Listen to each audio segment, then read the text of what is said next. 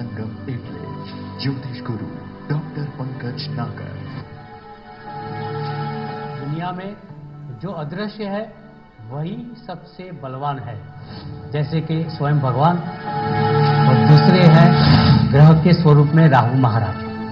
अगर हम भगवान की पूजा करते हैं और शक्तिशाली बनते हैं तो क्यों न राहु की भी पूजा करें और शक्तिशाली बने। आज आपको एक प्रयोग दिखाता हूँ।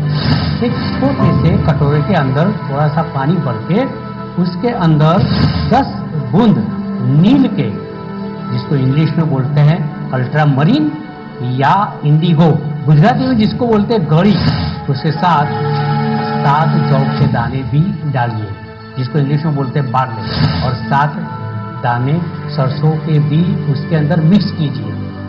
उसके बाद में आपके मंदिर की जगह पर बैठ के पानी का कटोरा आपके सामने रख के ओम ब्राम ब्रीम ब्रोम सह राहवे नमः ये मंत्र की एक माला कीजिए। बाद में उस पानी को अपने सर के ऊपर से 7 बार उल्टा घुमा के बाहर जाके किसी गंदी नाली के अंदर डाल दीजिए। डॉक्टर पंकज नागर को जरूर बताना, आपका कल्याण सिर्फ और 101 दिन के अंदर हो जाएगा। मेरी शुभकामनाएं और आशीर्वाद आपके सामने। नमस्ते। ज्योतिष लोक विज्ञान। नमस्कार दर्शक मित्रों, હું અશોક મોદી અને મારી સાથે જ્યોતિષ ગુરુ ડોક્ટર પંકજભાઈ નાગર આપનું સ્વાગત કરીએ છીએ કાર્યક્રમ જ્યોતિષ એક વિજ્ઞાનમાં, અને આપ નિહાળી રહ્યા છો અમારા જીટીપીએલ ગુજરાતીની વિશેષ રજૂઆત। પંકજભાઈ આપનું સ્વાગત છે કાર્યક્રમમાં। નમસ્કાર અશોકભાઈ અને નમસ્કાર મારા વહાલા દર્શક મિત્રો। જ્યોતિષ યાત્રા, જ્યોતિષ એક વિજ્ઞાનની યાત્રા સુપેરે બિલકુલ કોઈ પણ જગ્યાએ થોભ્યા વિના તેને વણતંબી કહેવાય।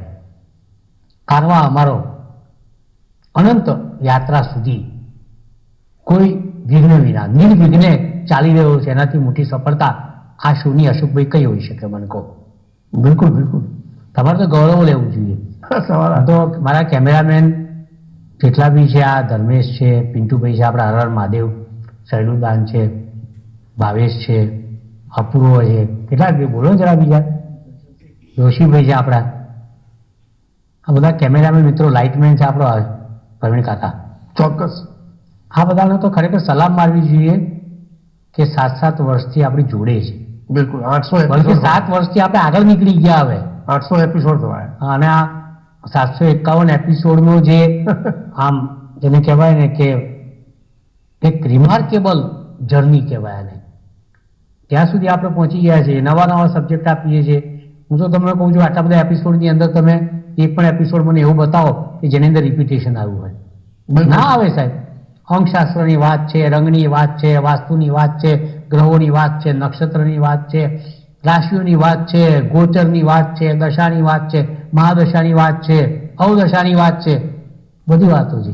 કઈ વાત આપણે બાકી મૂકી છે? બધું જ આપણે આપણા દર્શક મિત્રોને આપ્યું છે। આપણી પાસે જેટલું જ્ઞાન છે એ આપણે ખોબે નહીં, પણ જ્ઞાનનો સમુદ્ર સાગર તમારા કદમોમાં અમે ઠાલવ્યો છે, અને એ શોનું નામ છે આ જ્યોતિષ એક વિજ્ઞાન, કે જ્યાં અશોક જેવો વાલો મિત્ર પણ છે, એન્કર પણ છે, અને જે 7 વર્ષથી અમારી સાથે છે એવા અશોકને ત્યારે જેટલી સલામ કરીએ એટલી ઓછી છે। ખરેખર આવો જેને કહી શકાય કે બુદ્ધિશાળી માણસ કોઈ શોની અંદર મળવો મુશ્કેલ છે। આ બધાને એક તહે દિલથી પ્રણામ, વંદન, સલામ, અને એક લાગણીસભર વાતથી આપણે આગળ વધીએ છીએ આ શોની અંદર। કંઈક નવું આજે પણ આપીએ, અને નવું મારે શું આપવાનું છે નક્કી કરશે અશોકભાઈ, અને એને કંટાળશે મારા કેમેરામેન મિત્રો, અને એનો ઝળહળતું કરશે આ અમારા પ્રવીણ કાકા। આવો આમાં કોને શું કહે છે એ જોઈ લઈએ।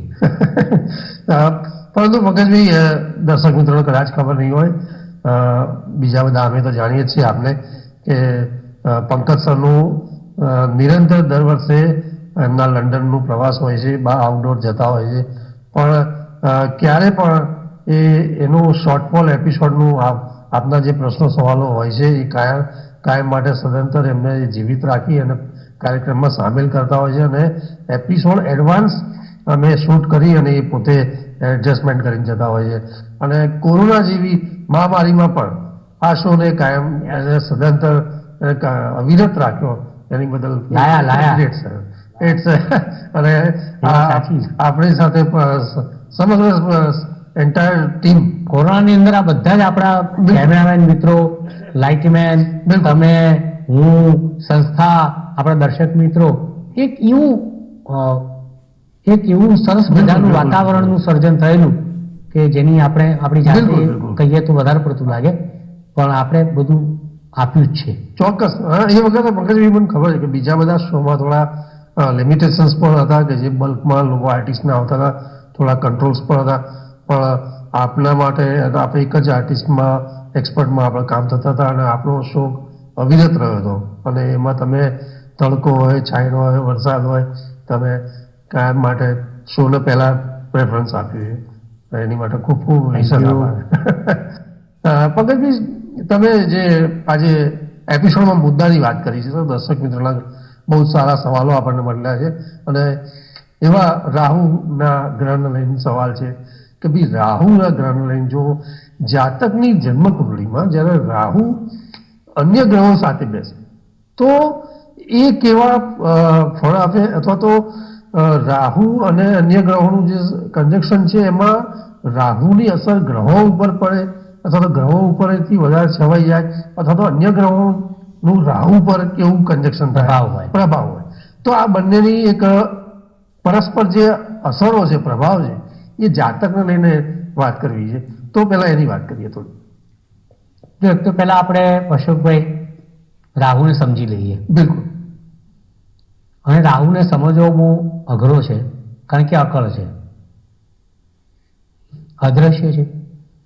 જે અદ્રશ્ય હોય, જેને જોઈ શકાતો ના હોય, એને કળવું, એનું મૂલ્યાંકન કરવું, એની એનાલિસિસ કરવી એ ઇઝી વાત નથી.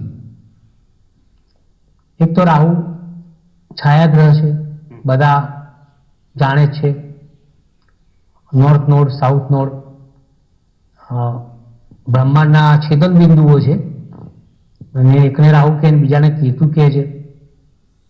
રાહુ એક રાશિમાં 1.5 વર્ષ રહે છે. એક દિવસમાં 3 કલાક અને 48 કલાક ચાલે છે. રાહુ મલેચ્છ છે. રાહુ પોતે અદ્રશ્ય છે, ઇનવિઝિબલ છે. મારા એક પ્રોમોની અંદર મેં કહેલું પણ છે કે જે શક્તિ અદ્રશ્ય હોય એની પૂજા કરવાથી લાભ થાય. બિલકુલ. ઈશ્વર નથી દેખાતા, આપણે પૂજા કરીએ જ છે. રાહુ નથી દેખાતો, પૂજા કરો, લાભ થશે. અને આ ધીસ ઇઝ ફેક્ટ. જ્યોતિષશાસ્ત્રનું સૌથી મોટું ફેક્ટ હોય તો આ છે કે રાહુની પૂજા કરો. એમાં રાહુની અહીં વાતચીત ચાલી રહી છે. આ રાહુ આવ્યો ક્યાંથી, એની પાછળ દંતકથા છે કે ભાઈ રાહુ પોતે જ્યારે ભગવાન વિષ્ણુ અમૃતની વહેંચણી કરી રહ્યા હતા, અમર કરવા માટે અમૃત વહેંચાતું હતું, અમરત્વની ભાવના હતી દેવોની, બધા દેવો લાઈનમાં બેઠા હતા, બધા ગ્રહો લાઈનની અંદર બેઠા હતા, ત્યારે સૂર્ય અને ચંદ્ર વચ્ચે જઈ અને રાહુને કેતુ છાનામાના ગોઠવાઈ ગયા અને હાથ લાંબો કરી અને થોડુંક અમૃત પી ગયા. હવે આ સમયે સૂર્યચંદ્રએ ચાડી ખાધી ભગવાન વિષ્ણુને કે ભાઈ આ રાક્ષસો આવીને બેઠા છે, એમને પતાવો. એટલે એમનો શિરછેદ કરી નાખ્યો. એમાંથી જે મસ્તક થયું એ રાહુ છે ને પૂંછડી થઈ એ કેતુ છે. કેતુ પાસે માઇન્ડ નથી, કારણ કે ધડ છે. રાહુ પાસે માઇન્ડ છે, આંખો છે, ઇન્દ્રિયો છે, કારણ કે મસ્તક છે. રાહુ, મેં એમ કહ્યું કે તમને અગાઉ પણ કહ્યું કે એક રાશિમાં 1.5 વર્ષ 18 માસ ચાલે છે. રાહુના મિત્રો શનિ છે, શુક્ર છે, એવા મિત્રો હોય જે હોય એની પ્રકૃતિ એવા મિત્રો હોય. બિલકુલ બિલકુલ. બુધ પણ એવો મિત્ર છે, પણ બુધની પ્રકૃતિ એવી નથી. ભાઈ તમને કહું, મંગળ એનો શત્રુ છે. રાહુને મંગળ ના ગમે, રાહુ સૂર્ય ના ગમે કારણ કે ચાડી ખાધી હતી, રાહુને ચંદ્ર ના ગમે કારણ કે ચાડી ખાધી હતી. એટલે ચંદ્રનો કટ્ટર શત્રુ જ રાહુ, સૂર્યનો કટ્ટર શત્રુ જ રાહુ, મંગળનો પણ કટ્ટર શત્રુ છે. એટલે જયારે સૂર્ય સાથે બેસે ને રાહુ તો સૂર્ય ગ્રહણ કરે, ચંદ્ર સાથે બેસે તો ચંદ્ર ગ્રહણ કરે. અને રાહુ એટલું ધુઆપુઆ થયેલું છે આ બે ગ્રહો ઉપર, સૂર્ય ચંદ્ર પર અશોકભાઈ ખાસ. કે બ્રહ્માંડમાં જયારે ગ્રહણ યોગ આવે એટલે ગળી જાય, ગળી જાય આખા. તમને લાગે સૂર્ય રાજા છે ભાઈ, તો એ ગ્રહાઈ જાય, ગળાઈ જાય રાહુ દ્વારા. ચંદ્ર રાણી છે તો એને ઓયા કરી જાય, એનું નામ રાહુ. તમને લાગે યાર પડછાયો છે, પણ પડછાયામાં કેટલી તાકાત છે ભાઈ, જબરજસ્ત તાકાત છે. હા રાહુ ફરતો સૂર્ય નજીક જાય તો સૂર્યને ખાઈ જાય, ચંદ્રની નજીક આવે ચંદ્રને ખાઈ જાય. એટલે રાહુની પ્રકૃતિ એવા પ્રકારની છે કે રીજે તો રાજ આપે અને રૂઠે તો મસ્તક કાપી દે, ફાંસી આપી દે. આ અદ્રશ્ય પ્લેનેટ, ઇનવિઝિબલ પ્લેનેટ, અશોકભાઈએ કહ્યું એમ. જુદા જુદા ગ્રહો સાથે બેસેના પરિણામો કેવા હોય યાર. ચંદ્ર સાથે બેસે તો કેવા હોય ને, મંગળ સાથે, બુધ સાથે, ગુરુ સાથે, સૂર્ય સાથે, શુક્ર સાથે, શનિ સાથે. કેતુ સાથે ના બેસો, બંને આમને સામને હોય. બરોબર ને? ઘણા લોકો એક જ જગ્યાએ રાહુ કેતુ ભેગા થાય કુંડળીમાં.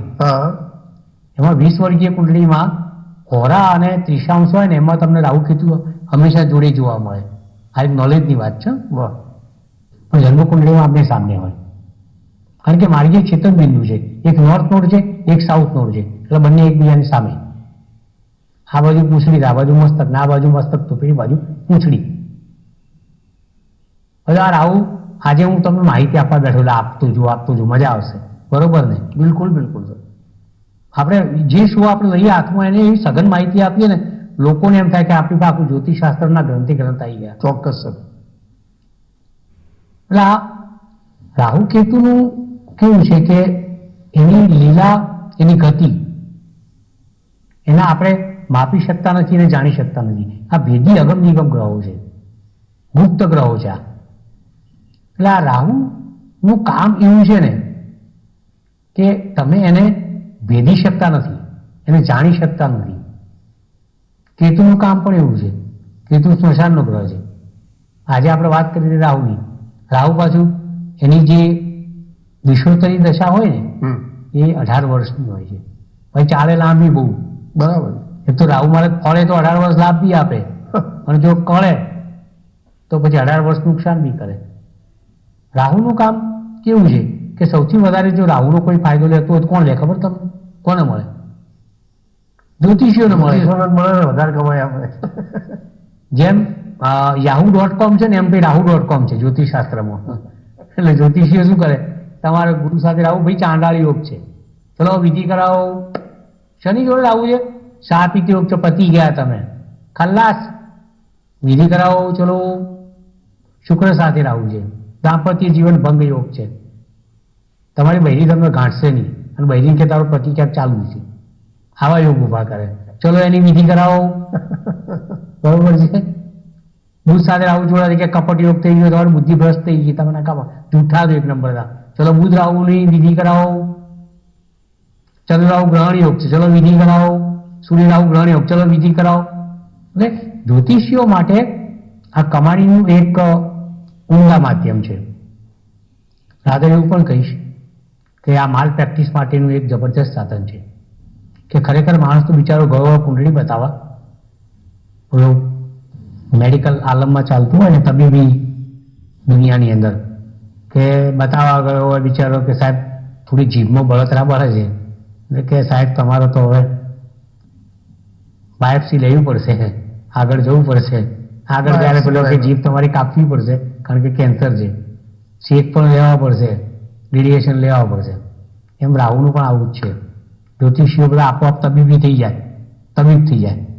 આ હોય બિચારો બતાવવા કુંડળી કે સાહેબ મારો બાબો ભણતો નહીં, એટલે ગમે તેમ કરીને આમ તેમ કરીને કે ના ભલે રાહુ ગુરુની સામે રહેવું, પણ તમારે ચાંડાળ યુગ તો થાય જ છે. એટલે ભાઈ કેતુ જોડે છે, રાહુ સામે હોય તો ગુરુ જોડે કેતુ બેસે, ના પણ ચાંડાળ યુગ થાય જ છે. બાબાને ભણાવો છે કે નહીં, 12મું ધોરણ પાસ કરવો છે કે નહીં તો 12મું થઈ જશે, પછી 13મું થઈ જશે. તો તમારે આ જે બધું કરવું હોય, બરોબર છે, વિધિ વિધાન 12મા 13મા ના કરવાનું હોય, સુપેરે પાર પાડવું હોય ને તો પછી આપણે ચાંડાળ યુગની વિધિ કરાવો. એમ રાહુજી બધા કુયોગો પણ થાય અને સુયોગો પણ થાય. રાહુ કયા ગ્રહ જોડે બેસે એના પરિણામો કેવા હોય? રાહુ મિત્રો જોડે બેસે, બુધ એનો મિત્ર, શનિ એનો મિત્ર છે, શુક્ર એનો મિત્ર છે. પણ તોય ક્યાંક ચાન્સ મારી લેવો કે શુક્ર રાહુ જોડે બેસે તો લગ્ન જીવન બગાડી નાખે. બુધ જોડે રાહુ બેસે તો ક્યાંક તમને આ ગપ્પોડી છે, જૂઠો છે એવું સમાજમાં સાબિત કરી દે. શનિ સાથે રાહુ બેસે કે સાપિત યોગ છે, પેશ શાપ યોગ છે, એવું બધું આવે. આ બધી ચર્ચાઓ રાહુને લઈને જેટલી તમારા જ્ઞાન ભંડારમાં આવે, તમારા માઇન્ડની અંદર જેટલી આ વસ્તુઓ જ્ઞાન ગોઠવાય એ બધું તમારે કામ જ લાગવાનું છે. જરૂર નથી કે રાહુ નુકસાન જ કરે. તમે જુઓ સાહેબ, વરામીરે ચોખ્ખું લખ્યું છે, કલ્યાણ વર્માએ સારાવલીમાં લખ્યું છે, ભૃગુ સંહિતામાં લખેલું છે, ચમત્કાર ચિંતામણી છે, જૈમિની સૂત્રમાં છે કે ઉપચય સ્થાનમાં રાહુ બેસે ફાયદો કરે. ત્રીજું, છઠ્ઠું, 10મું, 11મું સ્થાન એમાં રાહુ બેસે ને તો હંમેશા ફાયદો કરે. લીલા લહેર કરાવે, બક્કા બક્કા જલસા કરાવે. એમાં પાછળ રાહુ ઊંચનો થાય, સ્વગૃહી થાય. વૃષભ રાશિમાં ઊંચનો થાય, મિથુન રાશિમાં સ્વગૃહી થાય, મકર રાશિમાં બધા કે સારો ગણાય, કુંભ રાશિમાં સારો ગણાય. રાહુ પોતાની લીલા ક્યારે સંકેલે અને ક્યારે ઉકેલે અને ક્યારે તમે ઉકલી જાઓ એ કઈ નક્કી ના હોય. એના નક્ષત્રો છે, રાહુના નક્ષત્રો ધન માટે શ્રેષ્ઠ. અશોકભાઈ, હા, તમે આદ્રા નક્ષત્ર રાહુનું નક્ષત્ર છે, સ્વાતિ નક્ષત્ર રાહુનું નક્ષત્ર છે, શતભિષા નક્ષત્ર રાહુનું છે. એની પણ કંઈક વાત કરીએ આપણે. બિલકુલ બિલકુલ સર. તો આમાં કેવું છે કે રાહુથી આપણે ડરે નહીં લોકો એવી વાત કરી. હા, ના પણ લોકો ડરાવશે જ, કારણ કે પછી ના ડરાવે તો પછી ફાયદો ના થાય ને. ઓપરેશન કે જ ના કરે પછી, અને ઓપરેશન ના કરે તો પછી મોટી કમાણી થાય નહીં. ખાલી કન્સલ્ટેશનમાં પતે નહીં ને, ઓછા પૈસા મળે. એટલે આ રાહુના જે નક્ષત્રો છે એમાં હું તમને એક અગત્યની વાત કરું. એટલે શતભિષા નક્ષત્ર છે. આ શતભિષા નક્ષત્ર માટે એવું કહેવાય છે કે મંગળવારના દિવસે, અમાવસના દિવસે શતભિષા નક્ષત્ર હોય અને મધ્યરાત્રિએ દુર્ગા સપ્તશતીના પાઠ ભોજપત્ર ઉપર અષ્ટગંધની શાહીથી લખવામાં આવે તો એવો જાતક અવશ્ય ધનવાન થાય ને થાય. આ મારો પોતાનો અનુભવ તમને કહું છું. આ પ્રયોગ મને 2002માં કોઈએ બતાવેલો. હું રાહ જોતો હતો. 2004ની અંદર આ યોગ આવ્યો અને 2004ની અંદર આ યોગ આવ્યો અને મેં આ યોગનું અમલીકરણ પૂરેપૂરું કર્યું તો ખરેખર ફાયદો થયો. ફરીથી કહું છું, શતભિષા નક્ષત્ર હોય, મંગળવાર હોય, અમાસ હોય, 3-4 વર્ષે એક જ વખત યોગ આવો ભાઈ. એટલે તમારે પંચાંગ જરાક ખેંદવું પડે અને તમે દુર્ગા સપ્તશતીનો પાઠ અષ્ટગંધની શાહી વડે કિત્તા વડે ભોજપત્ર ઉપર લખો મધ્યરાત્રિએ તો તમને અવશ્ય ફાયદો થાય. તમે સંપત્તિવાદ ધનવાદ થાવ એમાં લેશ માત્ર શંકા નથી. બીજી વાત કરું સ્વાતિ નક્ષત્રની. આ રાહુ નક્ષત્ર જ છે કે સ્વાતિ નક્ષત્રમાં એવું કહેવાય છે કે વર્ષમાં જ્યારે પણ ચાતક પક્ષી પાણી પીવે ને ત્યારે સ્વાતિ નક્ષત્રમાં જ પીવે સાહેબ. ઓહ વાહ! એટલા માટે કહું છું કે સ્વાતિ નક્ષત્રની અંદર જ્યારે જ્યારે વરસાદ પડે ત્યારે એનું પાણી તમારું બોટલમાં ભરી લેવાનું, એને તિજોરી મૂકી દેવાનું. અવશ્યપણે આવો જાતક ધનવાન થાય. આ પણ રાહુનું નક્ષત્ર સ્વાતિ. સ્વાતિ નક્ષત્રનો બીજો પ્રયોગ બતાવું તમને. રાહુનું નક્ષત્ર, રાહુની વાતો છે, રાહુની અવનવી ભેદી વાતો છે. કદાચ કોઈ શોમાં તમે સાંભળી જ નહીં હોય એવી વાતો છે. દિવાળી સ્વાતિ નક્ષત્રમાં આવે. લક્ષ્મી પૂજા કરો છો કે નહીં તમે સાહેબ? બિલકુલ કરીએ. ઘુવડ પર માં લક્ષ્મી બિરાજીને આવે છે. ઘુવડ કોનું સ્વરૂપ છે? રાહુ. રાહુ રાત્રિનો રાજા છે. રાત્રે જુએ, રાહુ પડછાયો સાહેબ, રાત્રે તમને લાભ કરે. રાત્રે જુએ તમે પૂજા, તમે જો સ્વાતિ નક્ષત્રની અંદર દિવાળીની થતી હોય છે. સ્વાતિ નક્ષત્રની એક વાત કરું, એક પ્રયોગ બતાવું તમને કે સ્વાતિ નક્ષત્રની અંદર દિવાળીના સમયમાં સવારે વહેલા ઉઠીને રેશમના કપડાની અંદર 5 ગોમતી ચક્ર, થોડું કંકુ, થોડા ચોખા બાંધી અને તમારા ઘરના દરવાજાની બહાર ઊભા રહી મુખ તમારું ઘર તરફ હોવું જોઈએ. જાણે તમે બહારથી આવતા હો ને એ રીતના ઘરમાં પ્રવેશ કરવાનો બહારથી આવીને અને તમે દરવાજા આગળ ઊભા રહો, જે રીતના ઊભા રહેવાનું. ડાબી બાજુ ખીરી ઠોકી એના પર આ પોટલી તમારે સ્વાતિ નક્ષત્રમાં મૂકી દેવાની. અને એનાથી મોટી ભેદભરમની વાત કરું કે રાહુલ તમે સમજો છો શું સાહેબ? આના જેવો તો કોઈ લાભાન્વિત કરનારો ગ્રહ જ નથી. કેરીઓ કયા નક્ષત્રમાં પાકે? આદરા બેઠા કે આદરા બેસે ત્યારે કેરીઓ કેવી મીઠી મત થઈ જાય. જૈન બંધુઓ નથી ખાતા, અમે તો ખાઈએ છીએ, કારણ કે રાહુનો કમાલ હોય સાહેબ, મીઠી મધ કેરીઓ. અને રાહુ મીઠાશ લાવે. આદરા નક્ષત્રમાં મીઠાશ છે. સ્વાતિભાઈ પાણી થકી પૈસો છે, સ્વાતિ નક્ષત્રનું પાણી. સતપિશા નક્ષત્રમાં પણ મહાલક્ષ્મીની કૃપા છે. કેવા 3 નક્ષત્રો મેં તમને આપ્યા. હા, તમે આપણે આપણી વસ્તુઓને જીવનમાં સામાન્ય ઘટનાક્રમ તરીકે લેતા હોય. બિલકુલ બિલકુલ બિલકુલ. આજે શોમાં હું બોલવું કરું છું, તમે ચૂપ છો ને લોકો સાંભળે છે. સર, એવું લાગે છે કે તમે આ વસ્તુ બોલ્યા જ કરે એવું લાગે છે. મજા આવે છે આ કે રાહુ ને તમે પૂર્ણ રીતે સમજો. આ શો રાહુને સમર્પિત છે કે રાહુ જેવો કમાલ કોઈ ગ્રહ નથી અને એની અંદર એવો કમાલ છે, એટલો માલ છે એની અંદર કે તમે વિચારી શકતા નથી. આ 3 નક્ષત્રોની મેં તમને વાત કરી. બિલકુલ આદ્રા, સ્વાતિ અને સતપિશા. આ 3 નક્ષત્રો કેવા ભેદી, અગમ નિગમ, અને એની અંદર કેવું આમ જબરજસ્ત સંપત્તિ, ધન, લક્ષ્મીને ખેંચવાની વાત. કેટલી મીઠાશ છે આ 3 નક્ષત્રની અંદર. એ નક્ષત્રો છે કોના? રાહુના છે ભાઈ. રાહુ, બિલકુલ. અને તમે રાહુને એમ કહો છો કે આ ફલાણો યોગ કરે છે, ચાંડાળ યોગ કરે ને શાપિત યોગ કરે છે ને આમ કરે છે ને તેમ કરે. તમે પછી ભડકાઈને ડરાઈને, ભડકાવા ડરાવવા માટે ઠીક છે, પણ સાથે સાથે રાહુ ક્યાં લાભ કરે છે અને નક્ષત્રો કેટલા સરસ છે, રાહુની દશા ક્યારે લાભ કરે એ પણ રાહુ થકી થતા લાભ પણ આપણે આપણા દર્શક મિત્રો સમક્ષ, આપણા ક્લાયન્ટ સમક્ષ મૂકવા જોઈએ. રાહુની ગતિ ન્યારી છે, લીલા ન્યારી છે. હું કાયમ કહેતો હોઉં છું કે જે અદ્રશ્ય છે જેની પૂજા કરો, રાહુની પૂજા કરો. આ શો જોયા પછી બધા ચાલુ કરી દેશે રાહુની પૂજા. રાહુ મારા ત્યાં ટાઈમ જ નહીં મળે કે ભાઈ અશોકભાઈને પૈસા આપું, પંકજભાઈને આપું, ધર્મેશભાઈને આપું, પિન્ટુભાઈને આપું કે પ્રવીણભાઈને આપું, ખબર જ નહીં પડે કે આ 5ને બાજુ મૂકો, સહેલું દાનને આપી દઉં પૈસા, એવી હાલત થઈ જશે રાહુની. રાહુ મેં તમને કીધું ને કે એની ગતિને તમે ઓળખી શકતા નથી, એને પારખી શકતા નથી. હવે એવો રાહુ જ્યારે કે જેની ગતિ પારખવાની આપણી તાકાત નથી, જે ખરેખર લોકોનો લાભ આપે છે, એની સઘન વિગત સાથે આવતા શોની અંદર અશોકભાઈનો એવો પ્રશ્ન, યાર પંકજભાઈ રાહુ કયા ગ્રહ સાથે બેસે શું કરે તો કહો યાર, એ કહીશું આપણે, બરોબર ને? આજે અશોકભાઈ તરફ પાછા વળીએ. બિલકુલ.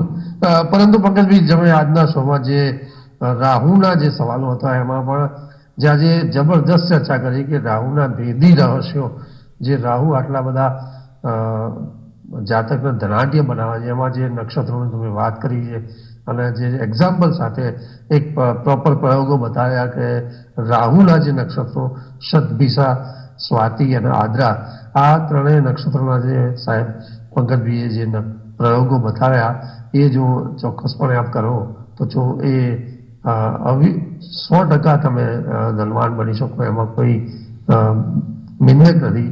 એવું પંકજભાઈનો સખત જબરદસ્ત માર્ગદર્શન રહ્યું. પંકજભાઈ, આપનો ખૂબ ખૂબ અને વિશેષ આભાર કે જાતકોના આજે ખૂબ સારા એવા માર્ગદર્શન મળ્યા રાહુને લઈને. અને રાહુના અન્ય ગ્રહોનો જે પ્રભાવની વાત છે અને એ આપણા સવાલો એ નેક્સ્ટ એપિસોડમાં લેવાનો પ્રયત્ન કરીશું. ત્યાં સુધી રજા આપશો. નમસ્કાર.